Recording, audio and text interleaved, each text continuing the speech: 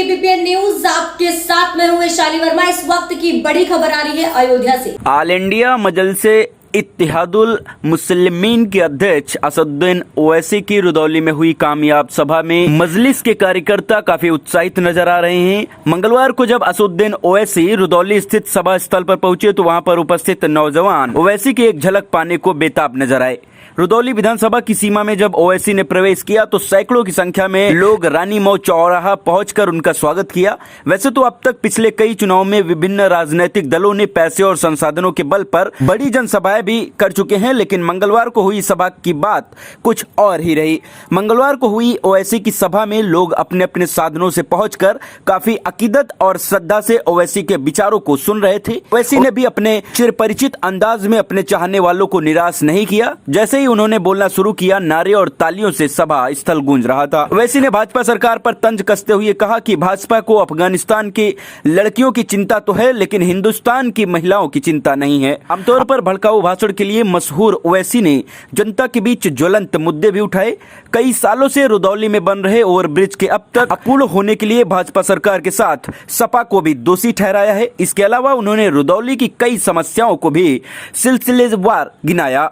ओवैसी सपा पर भी हमला करने से नहीं चूके। उन्होंने कहा कि प्रदेश में 19% मुसलमान होने के बाद भी जब सपा की हुकूमत बनती है तो मुख्यमंत्री 10% वाले ही बनाए जाते हैं। मुसलमानों को चपरासी की भी नौकरी नहीं मिलती है। उनके भाषण से तो भाजपा को जहां ऑक्सीजन मिल रहा था, वहीं प्रमुख विपक्षी दल समाजवादी पार्टी के सीने पर जैसे सांप लौट रहा था। सपा को इस बात का भी एहसास है कि यदि ये भीड़ कहीं वोटों में तब्दील हो गई तो सपा का खेल भी बिगड़ सकता है।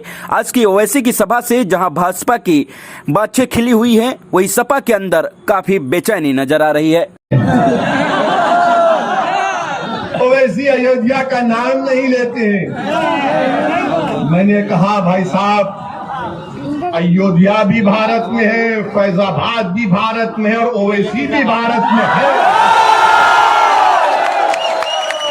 अब फैजाबाद की तारीख इनको नहीं मालूम, जो शाम में 6 बजे टीवी पर बैठते हैं, 8 बजे बैठते हैं, 9 बजे बैठते हैं, ऐसा बैठकर भाषण देते हैं, खुतबा देते हैं और ऐसा देते हैं कि बस नरेंद्र मोदी उनको देखे तो कहे कि ये तो मेरा घर है। क्या कहा उन्होंने कि ओवैसी को अयोध्या नहीं जा रहे हैं। मेरे भाई, अयोध्या भी जाएंगे, क्यों नहीं जाएंगे? हम जब कश्मीर गए तो अयोध्या नहीं जाएंगे। और फैजाबाद की तारीख, इनको नाम फैजाबाद से इतनी जलन क्यों है? पेट में दर्द क्यों होता है? फैजाबाद की जेल में क्या अशफाकुल्लाह को फांसी नहीं दी गई थी? क्या फैजाबाद की जेल में अशफाकुल्लाह को जब फांसी दी जा रही थी तो क्या अशफाकुल्लाह जब फांसी के फंदे पर जा रहा था तो उसकी जबान पर कुरान की आयतें थी? जब अशफाकुल्लाह फांसी के फंदे पर गया तो रास्ते में जेल के लोगों से मिलकर कहा कि खुदा हाफिज, मैं अपने रब से मिलने जा रहा हूं।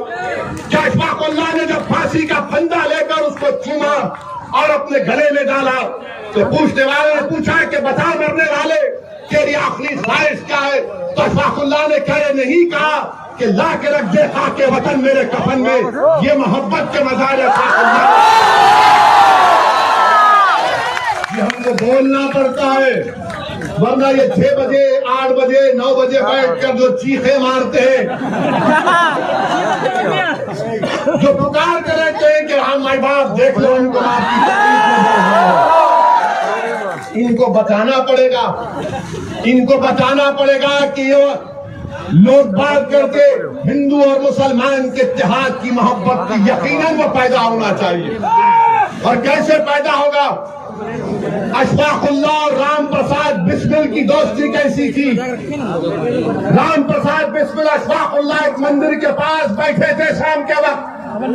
एक मुसलमान आ गए मंदिर पर हमला करने के लिए तो अशफाकुल्लाह ने अपना रिवॉल्वर निकाल कर कहा, खबरदार, तुम मंदिर पर हमला नहीं करोगे वरना अशफाकुल्लाह फायर करेगा। ये मोहब्बत की मिसाल